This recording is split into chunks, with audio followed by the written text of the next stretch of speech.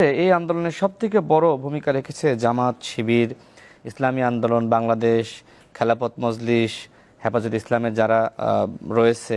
অর্থাৎ এই জায়গাটায় ইসলামপন্থী শক্তি সবথেকে বড় কাজ করেছে। কিন্তু ইসলামিক মাইন্ডের যারা ছিল মাদ্রাসার শিক্ষার্থীরা, তারা যদি না নামতো তাহলে এই আন্দোলনটা আসলে এত বড় হয় না। এনসিপির কর্মী সমর্থক কতটুকু সেটা আমরা গুলিস্তানের প্রোগ্রামে মোটামুটি বুঝছি। সুতরাং এইখানে যে জামাত শিবিরের বিষয়ে দেখেন, মাহফুজ আলম উপদেষ্টা পদে বসে তিনি যেসব কথাবার্তা লিখছেন, গতকাল তিনি হঠাৎ করে জামাত শিবিরের বিচার চান। এটা তার ব্যক্তিগত মতামত, উপদেষ্টা পরিষদের থেকে কোনো ব্যক্তিগত মতামত নাই।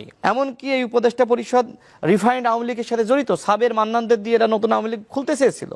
তার মানে আপনি কোথায় আওয়ামী লীগের ধ্বংস কিভাবে করবেন? এর পরবর্তী যে কার্যক্রমগুলো এই সরকারের নেওয়া উচিত ছিল, বিশেষ করে জুলাইয়ের ঘোষণাপত্র, আহতদের চিকিৎসা, তার মানে যেই বিষয়গুলো আগে হওয়া উচিত ছিল সেই বিষয়গুলো পরে করে, যে বিষয়গুলো পরে হওয়া উচিত ছিল সেগুলো নিয়ে আমরা খুব বেশি ব্যস্ত হয়ে পড়ছি কিনা। ইভেন গতকালকে এই ঘোষণা আসার পরেও আজকেও শাহবাগে যারা আহত ছিল তারা কিন্তু তাদের কর্মসূচি পালন করেছে। কি বলবেন এই সব বিষয়গুলো নিয়ে?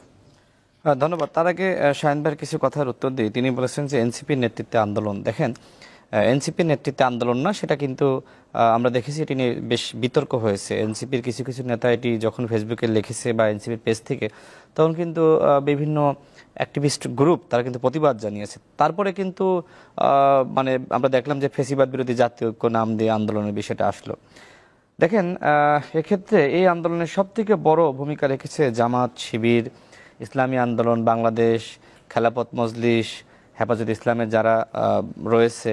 অর্থাৎ এই জায়গাটায় ইসলামপন্থী শক্তি সবথেকে বড় কাজ করেছে। এটি তো সত্য। হ্যাঁ, সেখানে দুই একটি মধ্যপন্থী দল গিয়েছে, এটিও সত্য। এনসিপি ছিল, সেটিও সত্য। কিন্তু ইসলামিক মাইন্ডের যারা ছিল মাদ্রাসার শিক্ষার্থীরা, তারা যদি না নামতো তাহলে এই আন্দোলনটা আসলে এত বড় হয় না। এনসিপির কর্মী সমর্থক কতটুকু সেটা আমরা গুলিস্তানের প্রোগ্রামে মোটামুটি বুঝছি। সুতরাং এইখানে যে জামাত শিবিরের বিষয়ে দেখেন, মাহফুজ আলম উপদেষ্টা পদে বসে তিনি যেসব কথাবার্তা লিখছেন, গতকাল তিনি হঠাৎ করে জামাত শিবিরের বিচার চান। এটা তার ব্যক্তিগত মতামত, উপদেষ্টা পরিষদের থেকে কোনো ব্যক্তিগত মতামত নাই। আপনি যখন শপথ নেবেন, শপথ নেওয়ার পরে রাগ ক্ষোভের বশীভূত হয়ে আপনি কোনো সিদ্ধান্ত নিতে পারবেন না। আপনাকে এই ধরনের পোস্ট করা যাবে না। কেন আন্দোলনে জামাত শিবিরের ভূমিকা নাই, ইসলামিকদের ভূমিকা নাই? আমি তো আবারও বলছি যে এই আন্দোলনে আপনার হাসনাত আব্দুল্লাহ ডাকুক আর যে ডাকুক, জামাত শিবিরের মানে যারা গিয়েছিল, ইসলামী আন্দোলনে যারা গিয়েছিল, তারা না গেলে কি লোক হয়? অনেকে তার মতো করে আন্দোলন করেছে, যেমন আমরা তাদেরকে চিনি, আমরা জানি যে তাদের প্রয়োজনে তারা মানুষকে ডাকে, আর প্রয়োজন মানে যখন ফুরিয়ে যায় মাহফুজ আলমের মধ্যে পোস্ট করে। এই জন্য আমরা আমাদের মধ্যে পল্টন অবরোধ করেছি, আমাদের মধ্যে আন্দোলন করেছি। শুরু থেকে তো গণ অধিকার পরিষদের বাইরে আওয়ামী লীগের নিষিদ্ধের বিষয়ে আর কোনো দল এত সংগ্রাম প্রতিবাদ করেছে? আমরা গত ৫ ফেব্রুয়ারি ৬৪ জেলায় ডিসির মাধ্যমে স্মারকলিপি দিয়েছি প্রধান উপদেষ্টা বরাবর। ১৪ ফেব্রুয়ারি ঢাকায় আমরা সমাবেশ করেছি। এছাড়া আমরা ১২ ফেব্রুয়ারি থেকে আমরা ১৯ ফেব্রুয়ারি লাগাতার আন্দোলন করেছি, বিভিন্ন জায়গায় গণস্বাক্ষর কর্মসূচি পালন করেছি। আপনি আমার বক্তব্যগুলো অ্যানালাইসিস করেন। আমার এমন কোনো বক্তব্য নেই যে আওয়ামী লীগের বিচার, আওয়ামী লীগের নিষিদ্ধ করা, কেন শেখ পরিবারের লোকজনকে গ্রেপ্তার করা হচ্ছে না। ভাই, আই থিঙ্ক আমার বক্তব্য শুনেছে। আমি প্রত্যেকটা দিন যতগুলো কথা বলি আওয়ামী লীগের এই শাস্তির বিষয়ে কথা বলি। তবে এই কথা বলি, আওয়ামী লীগের নিরীহ যারা সমর্থক রয়েছে, কর্মী রয়েছে, তাদের সাথে জুলুম করা যাবে না। কিন্তু অন্যায় করেছে এই উপদেষ্টা পরিষদের অনেকে আওয়ামী লীগের দামি এমপিদের জামিন করিয়েছে। আমি নিজে অনেকগুলো বক্তব্য বলেছি, সরকারও জানে, প্রত্যেকটা গোয়েন্দা সংস্থা জানে। এমনকি এই উপদেষ্টা পরিষদ রিফাইন্ড আওয়ামী লীগের সাথে জড়িত। সাবের মান্নানদের দিয়ে এরা নতুন আওয়ামী লীগ খুলতে চেয়েছিল। তার মানে আপনি কোথায় আওয়ামী লীগের ধ্বংস কিভাবে করবেন? আপনি উপদেষ্টা পরিষদই টাকা পয়সা খেয়ে আওয়ামী লীগকে প্যাট্রোনাইজ করতেছে। একজন ছাত্র উপদেষ্টা একজন দামি এমপিকে আশ্রয় প্রশ্রয় দেয়। আমি জানি, আমি অনেক সেই ছাত্র উপদেষ্টাকে আমি বারবার বলেছি এগুলো কেন না। কিন্তু বিষয়টা কি এরকমই হলো কিনা? ধরেন আপনারা অনেকদিন ধরে আওয়ামী লীগের কার্যক্রম বা আওয়ামী লীগকে নিষিদ্ধ করার জন্য আন্দোলন করছিলেন। একটা প্রেক্ষাপটে এসে এনসিপি সহ বাকি অনেক দল সেখানে, আপনারা নিজেরও ছিলেন, মানে সবগুলো স্টেক হোল্ডার এক হলো, আওয়ামী লীগের কার্যক্রম নিষিদ্ধ ঘোষণা করা হলো। যেমন বিএনপি যেভাবে দাবি করতো যে বিএনপি কিন্তু গত ১৬-১৭ বছর কন্টিনিউ আন্দোলন করেছে, তারা হয়তো সরকারকে হটাতে পারেনি, একটা সময় গিয়ে গণ আন্দোলনের রূপ নিল, তারপরে এই হাসিনা পালিয়ে গেল। বিষয়টা কি, আমার যে জায়গাটাতে যুক্তি সেটা হচ্ছে জুলাই আন্দোলনের স্টেক হোল্ডাররা বা যে কোনো আন্দোলনে আমরা সবসময় একসাথে ছিলাম সব মিলে, তারপর কি আমরা আলাদা আলাদা হয়ে যাচ্ছি নিজেদের স্বার্থে? দেখেন, একটি ম্যাচ জেতার জন্য ২০০ রানের প্রয়োজন হয়। এখন একজন শেষের দিকে এসে একটি ছক্কা মেরে দিল, ম্যাচটা আমরা জিতে ফেললাম। তার মানে কি ওই পুরো ম্যাচের কৃতিত্ব তার? না, পুরো ম্যাচের কৃতিত্ব তার না, কিন্তু ছক্কা মারার কৃতিত্ব তো তাকে দিতে হবে। তার একটা গুরুত্বপূর্ণ ভূমিকা আছে। একদমই ঠিক। এই যে সামনে থেকে যারা যে ছাত্র জনতা এসে নেতৃত্ব দিল, আমরা তো তাদেরকে ওয়েলকাম জানিয়েছি, সাধুবাদ জানিয়েছি। বেশিরভাগ নেতা তো আপনার পার্টির। হ্যাঁ ছিল, একসময় আমাদের সাথে একসাথে রাজনীতি করেছি। আমার প্রশ্ন হলো, বিএনপি বলেন, জামাত বলেন, শিবির বলেন, গণ অধিকার পরিষদ বলেন, তাদের নেতৃত্ব নিয়ে প্রশ্ন তুলেছে। কিন্তু একের পর এক যখন আপনি মানে জিয়াউর রহমানকে লুটেরা বলেন, জামাতকে আপনি যখন আপনি ভারতের এক্সটেনশন বলেন, যখন গণ অধিকার পরিষদকে নিয়ে উল্টাপাল্টা বলেন, কেন বলেন? কি কারণ? কোনো দরকার ছিল? এই ছাত্রদেরকে মানুষ আবাবিল পাখির ন্যায় শ্রদ্ধা ভক্তি করা শুরু করেছিল, যে এরা আবাবিল পাখির ন্যায় উড়ে এসে এই দেশটাকে হাসিনার জুলুম থেকে রক্ষা করেছে। কিন্তু সেই ছাত্ররা যখন, সবাই না, অনেক ম্যাক্সিমামই ঘরে ফিরে গেছে, যারা সামনে ছিল তারা এখন এই যে মানে আমাদের বড় বড় নেতা বলেন, বিভিন্ন দল বলেন, তাদের নিয়ে বাজে মন্তব্য করা শুরু করলো, তখন জাতীয় ঐক্য সংহতি ভেঙে পড়লো। আমি আরো কিছু উত্তর দিই, দেখেন আপনার প্রশ্নের উত্তর আমি লাস্টে আসবো। ভাই যদি বললেন যে আসলে আন্তর্জাতিক অপরাধ ট্রাইব্যুনালের কথা, এই উপদেষ্টা পরিষদের প্রত্যেকটা উপদেষ্টা এনসিপির নেতাদের মনোনীত, আমি জানি, প্রত্যেকে জানে, কারণ কাদের কাদের দিচ্ছে, বিভিন্ন জনের সাথে কথা হয়েছে, তো ওই খসড়া তালিকা আমাদের কাছে এসেছিল, আমরা জানি প্রত্যেকে এনসিপির মনোনীত, একজনই এনসিপির মনোনীতর বাইরে না। চ্যালেঞ্জ করে বলতেছি আপনার এই টকশোতে। তার মানে কি? তার মানে এই যে উপদেষ্টা পরিষদের বৈঠকে তারা আন্তর্জাতিক অপরাধ ট্রাইব্যুনালের যে খসড়া সংগঠন হিসেবে বিচার করতে হবে, যেটা আইন মন্ত্রণালয় করেছিল, সেইটা কেন উপদেষ্টা পরিষদের বৈঠক থেকে বাদ হলো? বাদ করার সাথে কারা কারা জড়িত ছিল সেখানে? সেই মিটিংয়ে মাহফুজ, নাহিদ, আসিফ প্রত্যেকে ছিল। এখন যেভাবে তারা চাপ সৃষ্টি করতেছে আন্দোলন বা আমাদের প্রতিবাদের মুখে, তখন কেন তারা সেটি করেনি? যদি ওই সময় এই বিধানটা থাকতো তাহলে তো এত আন্দোলন হয় না। 2 দিন পর পর যমুনা ঘেরাও, সচিবালয় ঘেরাও, এটা কি ভালো?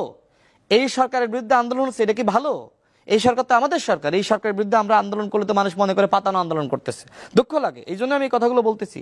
তার মানে এই যে উপদেষ্টা পরিষদ, এরা এর জন্য দায়ী। এরা কেন এই খসড়া বিধান থেকে সংগঠন হিসেবে আওয়ামী লীগের বিচার এটা বাদ দিয়ে দিয়েছিল? কোন বিদেশিদের পরামর্শে, কোন এম্বাসির পরামর্শে, কারা কারা সাথে জড়িত? তদন্ত করেন, এটা তো তদন্ত করতে হবে। আপনি তো আওয়ামী লীগকে নিষিদ্ধ করেছেন, ওয়েলকাম, মানে আওয়ামী লীগকে না, আওয়ামী লীগের সাংগঠনিক কার্যক্রম, কিন্তু এই যে ক্যাসাল একটা লাগাইলেন, একটা ঝামেলা সৃষ্টি করলেন, এই ঝামেলার কি বিচার হইতে হবে না? সংগঠন হিসেবে আওয়ামী লীগের বিচার হইতে হলে এদেরও বিচার হইতে হবে, আওয়ামী লীগের পেতাত্তা উপদেষ্টা পরিষদে যে যে আছে। এরা কেন এই ক্যাসালটা লাগাইলো? সর্বপ্রথম যখন শপথ নিল, শপথ নেওয়ার পরে 1 নম্বর কাজ ছিল আওয়ামী লীগের সাংগঠনিক কার্যক্রম নিষিদ্ধ করা, সেটি কেন করেননি? আর আপনি প্রশ্ন করলেন যে আহতরা এখন তারা শাহবাগ অবরোধ করেছে। দেখেন, আহত নামধারী একটি গ্রুপ রয়েছে, আমাদের গণ অধিকার পরিষদের সিনিয়র সহসভাপতি ফারুক হাসান, শহীদ মিনারে তার উপর হামলা হয়েছিল, সেই সন্ত্রাসী আহত লীগ নামধারী শরীফ এবং হিল্লোলের নেতৃত্বে, আপনি তো নিশ্চয়ই জানেন সাংবাদিক হিসেবে, যারা হামলার নেতৃত্ব দিয়েছিল যে গ্রুপটা, পরবর্তীতে আমরা দেখেছি জাতীয় চক্ষু বিজ্ঞান ইনস্টিটিউটে তারা ফুটবল খেলতেছে। এই আহত লোক হাসপাতাল দখল করে রেখেছে, একটি গ্রুপ অফ পিপুল এদেরকে হাসপাতালে রেখেছে। যখন নির্বাচনের দাবি আসবে তখন তোমরা মাঠে নেমে যাবা একের পর এক তাদেরকে। এবং এদের জামিন করিয়েছে কি জানেন? সার্জিস নিজে জামিন করিয়েছে যখন ফারুক হাসান মামলা দিয়েছিল। এটা নিয়ে আমি অসংখ্যবার কথা বলেছি। এখন আবার এদের নেতৃত্ব দিচ্ছে এই যে শাহবাগ অবরোধ করেছে, কারা জানেন? অবরোধ করেছে এই যে শরীফ, হিল্লোল যারা ছিল ওদের নেতৃত্বে শাহবাগ অবরোধ হয়েছে। আমি একটু আগে পুলিশকে বললাম যে ভাই কারা অবরোধ করছে খোঁজ খবর নেন। আহতরা যারা প্রকৃত আহত তারা আমাদের কাছে রত্ন, কিন্তু আহত নামধারী একটি স্বার্থান্বেষী গ্রুপ এদের রাস্তাঘাট অবরোধ করে নিজেদের আপনার জিম্মি করছে জনগণকে। আমার কাছে ভিডিও আমি আমার ফেসবুকে পোস্ট করেছি। এরা কি করছে জানেন? এরা মানুষকে মারতেছে লাঠি দিয়ে, রড দিয়ে, যারা বাইক নিয়ে যাচ্ছে এদেরকে ধরে ধরে পিটাচ্ছে। সে ভিডিও আমি প্রমাণ সহ পোস্ট করেছি। তাহলে এই আহতরা রাস্তা অবরোধ করছে কার পরামর্শে, কি উদ্দেশ্যে? রাষ্ট্রকে কারা বিশৃঙ্খল করতে চাচ্ছে, কারা অস্থিতিশীল করতে চাচ্ছে, সরকারকে কিন্তু এগুলো খতিয়ে দেখতে হবে। আমি আগেই বলেছি এনসিপির নেতারা যমুনা ঘেরাও করা শিখিয়ে দিয়েছে। পরবর্তীতে আর কে কে ঘেরাও করবে আর কে কে থামাইতে আসবে সেটা কিন্তু মানুষ দেখে নেবে। সুতরাং এই যে আওয়ামী লীগের সাংগঠনিক কার্যক্রম নিষিদ্ধ করে 1-2 ব্যাপার, উপদেষ্টা আসিফ আর মাহফুজ যদি ক্যাবিনেটে বলতো আওয়ামী লীগকে 1 ঘন্টার ভিতর নিষিদ্ধ করতে হবে, অবশ্যই নিষিদ্ধ হতো। বলে নাই কেন? যমুনা ঘেরাওয়ের মাধ্যমে একটি বাজে নেগেটিভ বার্তা গেছে। পরবর্তীতে যখন কেউ নির্বাচনের দাবিতে যমুনা ঘেরাও করবে আপনি কি বলবেন? বিএনপি যদি 2 লাখ মানুষ নিয়ে ঘেরাও করে আপনি কি করবেন? জামাত যদি ঘেরাও করে কি করবেন? গণ অধিকার পরিষদ যদি ঘেরাও করে কি করবেন? নির্বাচনের দাবি বা রাষ্ট্র সংস্কারের দাবি বা যে দাবিতেই হোক না কেন, বা অন্য কোনো সাধারণ মানুষ যদি ঘেরাও করে, এটা একটা বাজে দৃষ্টান্ত হয়েছে। ডক্টর মোহাম্মদ ইউনূস আমাদের সরকার প্রধান, তাকে এইভাবে উদ্বিগ্ন করা কোনো প্রয়োজন ছিল না, বরং সরকারিভাবেই আমি মনে করি যারা আমাদের ছাত্র উপদেষ্টা ছিল তারা যদি উদ্যোগটা নিত খুব সহজে নিষিদ্ধ হতো। সর্বশেষ কথা যেটি আমি এখনো মনে করি, আওয়ামী লীগকে নিষিদ্ধ করতে হলে অবশ্যই বিচার বিভাগের মাধ্যমে, হাইকোর্টের মাধ্যমে করতে হবে, এক। দ্বিতীয়ত জাতীয় ঐক্য সংহতি। কারণ কি, আমরা ঐক্যবদ্ধ যখন হয়েছে, হাসিনার পতন হয়েছে, জামাত, বিএনপি, গণ অধিকার পরিষদ, এনসিপি বলেন, এখন তো নতুন নাম, এই সবাই মিলে যখন এক হয়েছে আওয়ামী লীগের পতন হয়েছে, তো সবাই মিলে এক হয়ে কি আমরা স্বাক্ষর দিতে পারতাম না যে আওয়ামী লীগকে নিষিদ্ধ করো? সেটা আন্তর্জাতিক মহলের কাছে আরো বেশি গ্রহণযোগ্য হইতো না? আমার প্রশ্ন গ্রহণযোগ্যতা নিয়ে।